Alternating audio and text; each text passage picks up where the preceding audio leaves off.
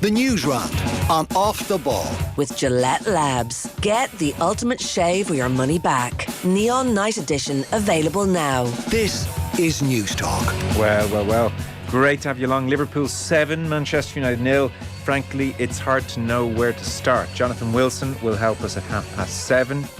Pat Nevin will join the party on the football show after 9 with his thoughts. We have Monday Night Rugby, Tom English from BBC Scotland on why the Scots have improved of late, and also the very real Scottish sense that Irish punditry smacks of incredible arrogance when it comes to talking about Scottish rugby. Allianz Football League threw up some great games and talking points. Colin Boyle, 4-time All-Star with Mayo, joins us after 8 o'clock. 53106 is the text number. You will get us at Off the Ball on Twitter. Richie McCormack, as ever, evening. Joe, how are you? Very well, and then fresh from Napoli. Yeah. Mr. Arthur O'Dea, welcome back. Thanks very much, Joe.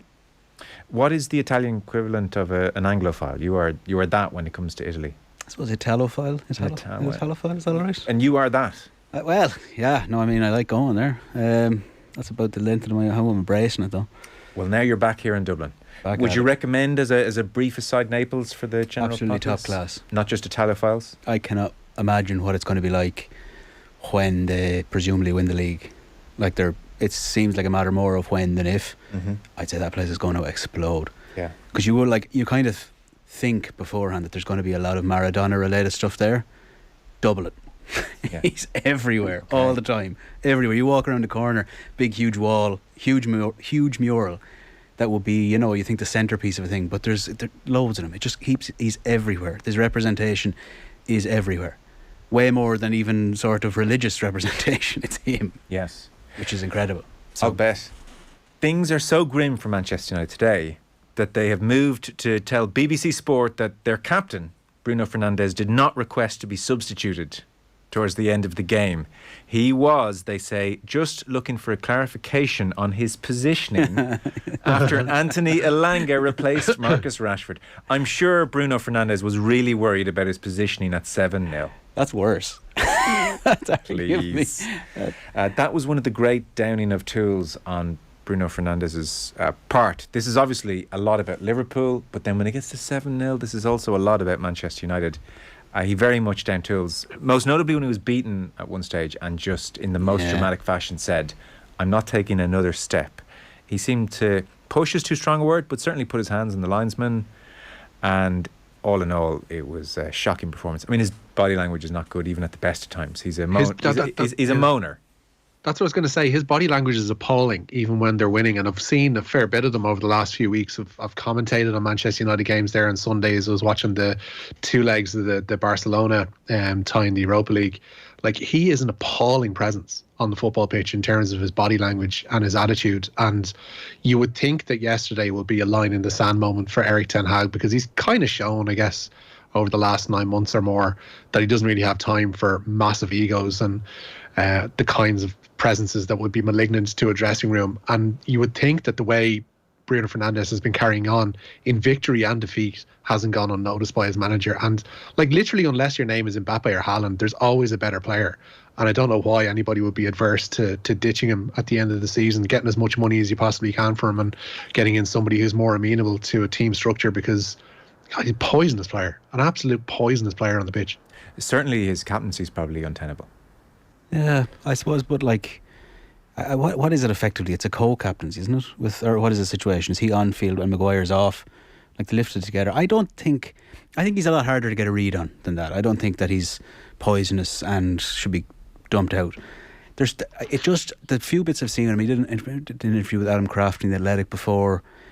He seems a good sort off the pitch. He came across very well in the post-match interview. It was almost like he had somehow forgotten his behaviour on the pitch. Really thoughtful and considerate, and I suspect a good professional, who knows. But it's completely then at odds with what he does, and yesterday was just bizarre. And he always is kind of just sort of raggy, getting angry with everyone else, and so I don't know, but I don't know if it'll be a case where they'll just dump him out or look to get rid of him. It kind of got lost in the Sky panel afterwards. There was a lot going on. But Souness, one of his big complaints, and he made the point to Keane, and then the conversation went elsewhere, But he was saying one of the things about Bruno Fernandes that really irritates him is that, say you're in possession, Bruno will be 10, 15 yards away from you, but like telling you with his arms, pointing which way to run, who to give it to, directing traffic. Yeah. And I would think if you're Souness, there could be no more annoying thing in the world than playing with somebody who would do that to him. And the conversation didn't go anywhere because there was enough going on. But he does that too, and that's even when things are going well. So I do partly assume as well, because he made such a lightning start. Do you remember like when he came in, he was the only positive thing, had that ridiculously positive start. I do suspect he sees himself as somewhat central to everything that's going on. Now, talent-wise, ability-wise, whatever else, that might not be the case, but I do suspect he feels a significant burden. That's not to say he's handled it well at all, but I do suspect it impacts him personally quite a lot. And I don't know, like, what does 7-0 then do to you? Like, it just kind of... I'd say it's just for him and maybe not them. It's just a complete scrambling experience. Yeah. Like, a few of them were scrambled. At one stage, Luke Shaw just said, well, screw this. I'm just going to bash into Núñez and then I'm going to walk into his back rather than try and play football. Because what do you do? Like, it's... At 7-0. Well, apparently Bruno Fernandes goes over to the touchline to just clarify his positioning. AKA, can I be positioned on the bench, please? I'd say he got some amount of abuse walking over there. Richie, for Liverpool, it's an amazing day. I mean, Souness was ridiculed a touch pre-game. Now, even he couldn't have seen this coming, obviously. But to be fair, his logic that against Everton, if you look at the quality of goals against Everton and just that general performance, there were more than just flashes in that game. Newcastle win away from home had, again, flashes. The first half against Real Madrid was a pretty concerted 45 minutes. The 2 goals conceded, and notwithstanding, you mix all that together, plus the fact it's Manchester United coming to Anfield. Certainly it wasn't beyond the bounds that Liverpool would do enough to cause trouble. But then, I mean, it just went to a whole other level. Cody Gakpo has announced himself. He has. He took his goals well. Darwin Núñez took his goals well. They've gone 5 games, I think it is, in the Premier League without conceding, which is now back to where they prefer to be in terms of their defensive abilities. Virgil van Dijk coming back in, I don't think has been coincidental to that. The fact that they're back to full force in terms of injuries hasn't been gone unnoticed either. Like, it was just a very good performance. There were bits and pieces. If you cobble together a lot of their recent performances that you mentioned there, the Wolves game I think is probably the one that's most complete. The Palace one is a weird outlier because it was just scrappy and they wanted to keep in that one. But the Newcastle game, certainly they got back on their feet after the wobble of Madrid and looked very good yesterday. Like, there was a lot of that quick interplay in the final third that I don't think we'd seen since they were at their absolute zenith as a team. And that's something that they tore teams apart doing over the past 5 years. Like, they really did. And that was there in bucketfuls yesterday. Their midfield actually looked imposing for the first time in a long time. Performed well as a unit. I thought Harvey Elliott was really good. Fabinho, I don't know if he's gotten the kick up the arse that he probably needed over the past few weeks, because we spoke here in this slot a couple of weeks ago how about he was circling down the drain and looked to be a finished busted flush at Anfield and was immense again yesterday. I don't know what's happened. Maybe it is a thing that they've gotten everybody back fit, but they managed to click everything together in a way that I haven't seen them do since probably towards the end of last season, when they were heading for trying to vie for the Premier League title and trying to vie for the Champions League. Like, they really were on fire, and you couple that with a team who get fried. And I'd really love to know the deep psychological analysis of it's not a Man United thing, but it's a team in general. When you go 3-4-5 down, and you're suddenly like, how is this happening? Like, and you're trying to figure it out while trying to, put your finger in the dam again and try and stop more coming. Like, it's a really weird position mentally to be in, but they managed to completely fritz whatever Manchester United had going on.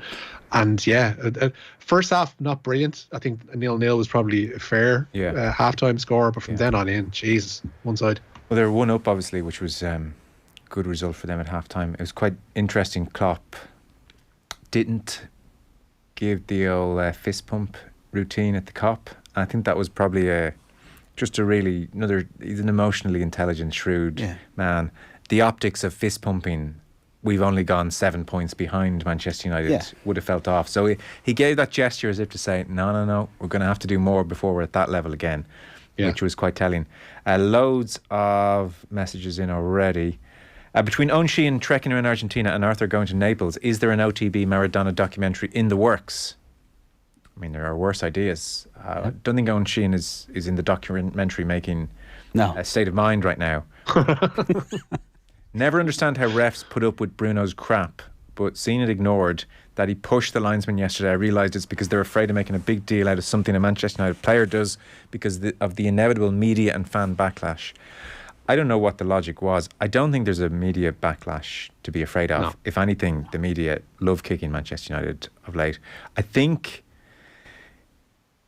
it was probably a combination of he put just short of enough force into it to be deemed very, very serious. And there's probably an allowance for the fact that I think his brain was scrambled. Now, whether that's right or wrong, whether that allowance should be made is different. But I think it was almost like this guy's just out of his mind. And so I think he'll blow up if we haul him over the coals for this. And they let him off almost. And it's probably not the right thing to do, but I suspect that was almost on their mind, that he wasn't thinking straight. You were talking about emotional intelligence from Klopp as well. Like, I don't think it's beyond even officials in that situation to kind of see what's going on here. And like, I think it's probably because it's kind of similar things have happened to Man United in recent years that it kind of becomes just somewhat used to it. But this is like a one-off thing in a player's career, and all these guys, like 7-0. Yeah.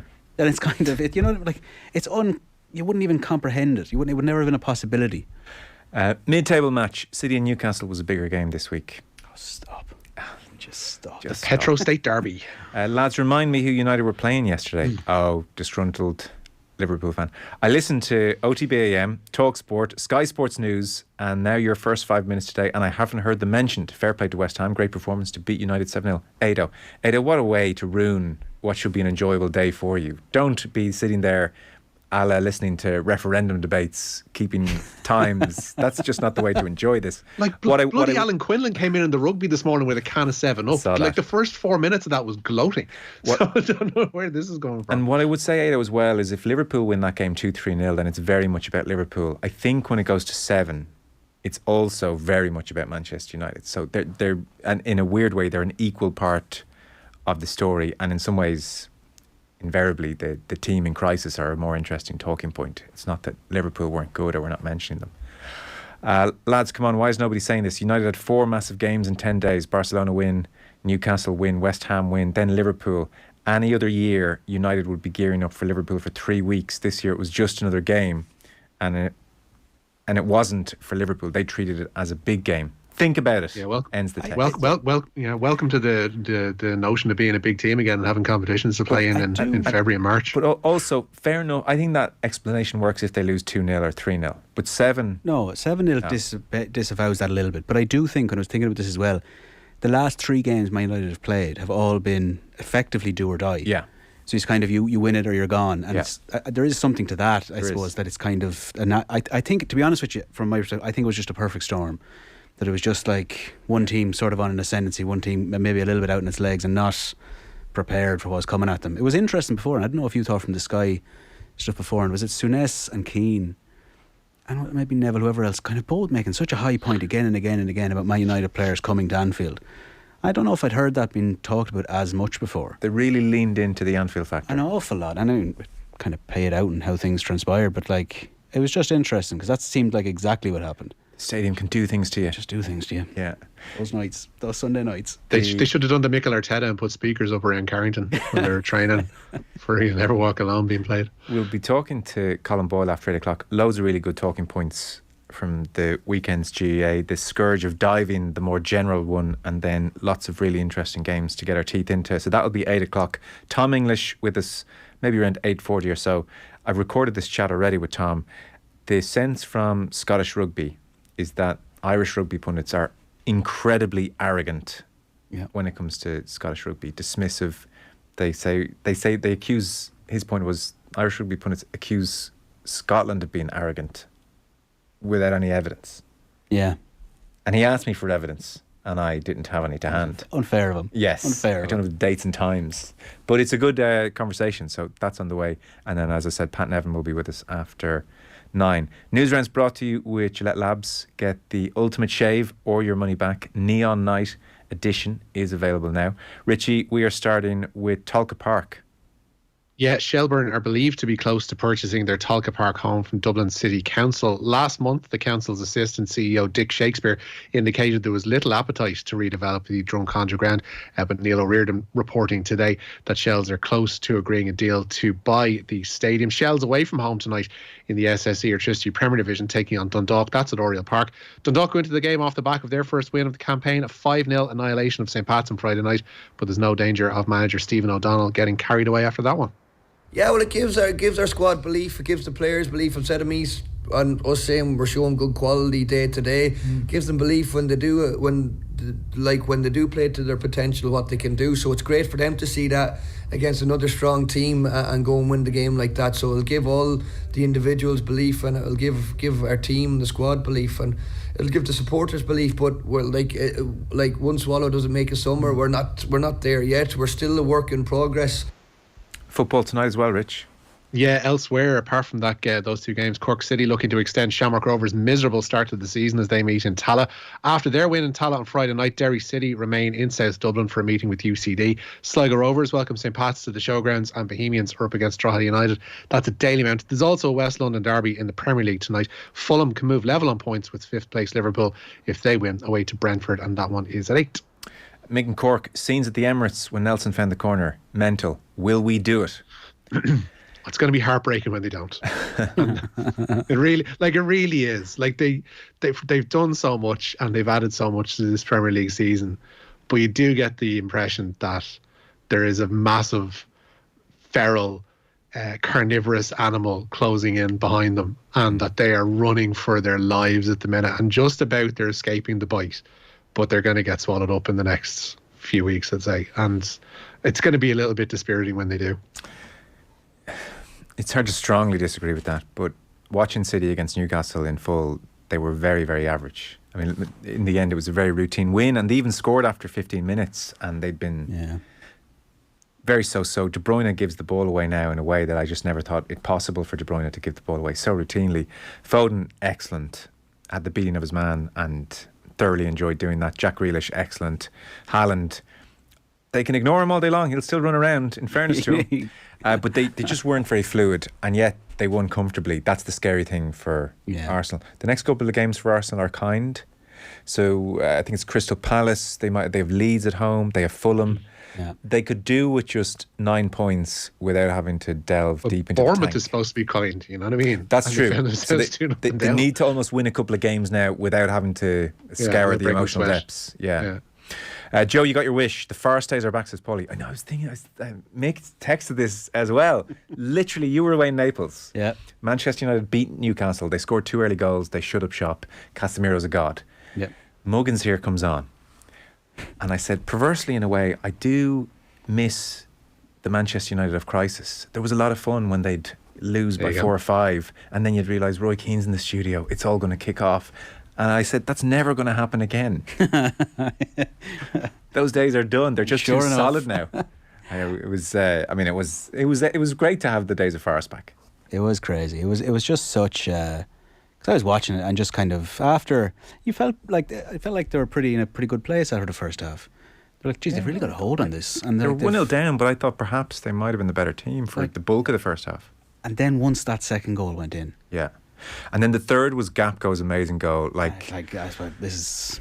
And that was a real moment where you thought, oh, there's something happening here with Liverpool, and the front three are starting to play jazz together again. You know, they do have very unconventional runs at times and movements, and the pass for Gapco from Salah, and then the finish, and Gapco's first goal. I know, Souness honed in on Fred taking those few steps to the touchline. Rightly so. It was naive, but the brilliance of Gapco was he spotted Fred taking those steps and initiated his movement at that very moment. So Fred didn't have time to recover, tries to slips, and Gap goes in.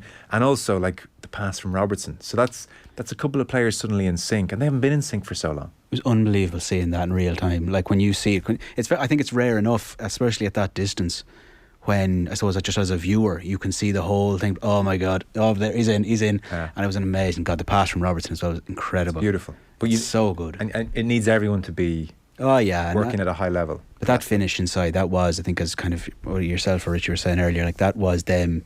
That could have been from 2-3 years ago. That sort of thing where he just comes in, he's buried. Obviously not him. To to give the Neville, it's a freak. Yeah. There's also something in that. Like, I found myself I agree with Souness when he was saying United have been getting away with this a little bit. This isn't all as well. There's something still not quite right there. And Liverpool, They scored a lot of late goals this season, United. Yeah. Like, they put games to bed pretty late doors. And even if you go through scorelines where it's like 2 and 3, and the West Ham Cup game is kind of case in point, that was put to bed very late. And that's been a defining feature of this run, is that they've hung in, they've maybe been the better side in the game, and then they've put it to bed late. And it was Casemiro. They weren't able to do that yesterday. Casemiro and Martinez off the bench. Like, there's still a fragility to their squad at times against West Ham. So I thought Souness was right to make that point about United. But I also, like, when Neville said there was a freakish quality to the second half, there was. I mean, the Salah goal, the one off the underside of the crossbar, Yeah. the build-up to that is just pinball. Yeah. It's not even football. It's just going everywhere. And then Luke Shaw's clearance as well for one of the other goals, was it the Firmino goal, was bizarre. So I think the expected goals, are you a fan of XG?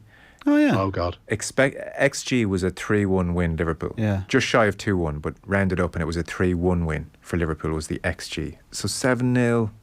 I think, to be honest with you, like, if you're looking at it, you have, like, so the Liverpool's ceiling compared to Man United's ceiling they will still be considerably better Higher. team. Yeah, I agree. But over the course of the season, obviously, they've this is getting kind of inverted a little bit as if Liverpool are back. Liverpool are 7 points off Man United. They're not in the top 4. They're going to get knocked out of the Champions League. Yeah. They're out of the FA Cup. They got knocked out of the League Cup. They stunk the joint out against Palace. It's been a horrible season for them overall. Do you know what I mean? So I don't think, but from Man United's perspective, they're probably ahead of schedule.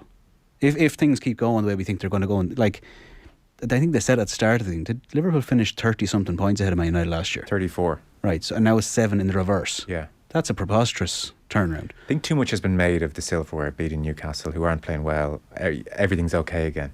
From Liverpool's perspective? From United. From United's winning the Cardiff Yeah, Cup. no, like it wasn't. And it's not, as Richie's saying, there are a lot of leads as well, was late in the day.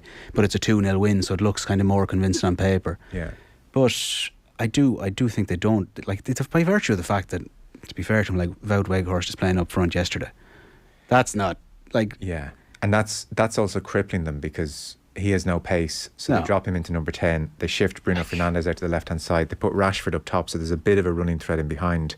But that is not a well-balanced situation. It's shocking. And as for Trent Alexander-Arnold, he's looking over at Rashford through the middle and he's saying...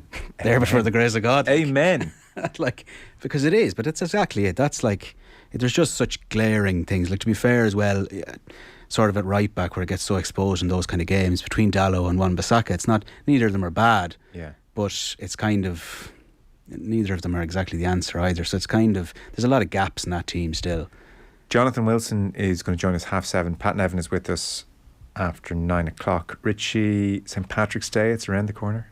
It is indeed, and the Republic of Ireland manager Vera Pauw has been confirmed as Grand Marshal for the St Patrick's Day Parade in Dublin. She'll be joined by current Ireland defender Diane Caldwell and groundbreaking former Ireland international of the 70s, Paula Gorham.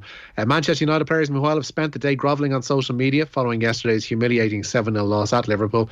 Marcus Rashford says they can't let the defeat define their season. David De Gea says such results shouldn't happen, while Luke Shaw says it was completely unacceptable. Meanwhile, Bruno Fernandes will not face any action from the FA after that incident involving the referee's assistant. He appeared to nudge the official in the back near the touchline. The incident was spotted by the referee and his team and wasn't included in their match report. An interesting one this from rugby. Connacht winger Alex Wharton has announced his decision to retire, and on his own terms, at the end of this season. The 28-year-old joined Connacht from Munster, initially on loan in 2019, and Wharton says retiring is the right decision both for him and his loved ones. No more detail on that, Rich? No. Like, he's been in and out of the Connacht team this year, and he scored, I think it was a hat-trick against Brive in the Challenge Cup. He's been decent, but I think he's probably deciding that there might be an opportunity for him outside of the game. Maybe he might continue on within it. But I don't think it was signposted. There's certainly, like, if he's playing on till the end of the season, it's not a concussive issue, it's not an injury issue. He's still fit and available to Andy Friend and P. Wilkins. It's just an odd decision. And to be honest with you, when you look at the situation in Wales, it could be one that mirrors more and more down the line, whereby if you're on the periphery of a team or not necessarily a guaranteed starter or not necessarily somebody who they're 100% reliant on, you probably do have it within your rights to look elsewhere outside of the game and see if there's something more stable and less physically affecting. Lads, thoughts on the Dubs in serial decline is my opinion, says Tony, who was at the match, travelled up to the match. Just fair play. It's... The league is the league, Joe. The league is the league. I think there is something worrying here for Dublin in that first half. Derry sat back. Yeah. And this approach against Dublin, the day this died, there was a tombstone erected on this approach, was when Tyrone did it in the All-Ireland final of 18. Yeah. Dublin just looked at your two sweepers around the D, supposedly the Viper's Nest, and they laughed. They just were like, okay, we'll just pick you off. And so Derry did this in the first half, and Dublin were on easy street. And then Derry came out and went at them in the second. There is a point now where Dublin are not having an answer to that in-your-face intensity. And Paddy Andrews on the football pod had a very damning line. He was talking to Tommy and James O'Donoghue, obviously, and he said, Dublin have not evolved. The Dublin attack, there's no plan B. It has not evolved. And that's a worrying state of affairs X number of years into Dessie Farrell's tenure. It's one of the things we'll chat to Colin Boyle about. We'll chat Tyrone Kerry as well. There was a moment where Clifford was swamped Dara O'Shea style by 45 Tyrone players.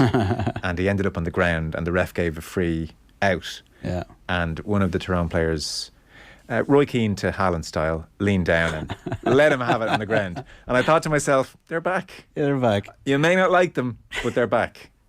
Isn't it amazing though? Whatever capacity they have to just do that, whatever's gone before, whatever was happening last week. Yeah.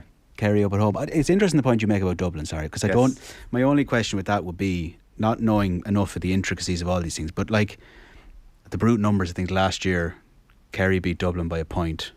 Dublin are missing their best forward. Yes. And Kerry have a generational talent in David Clifford.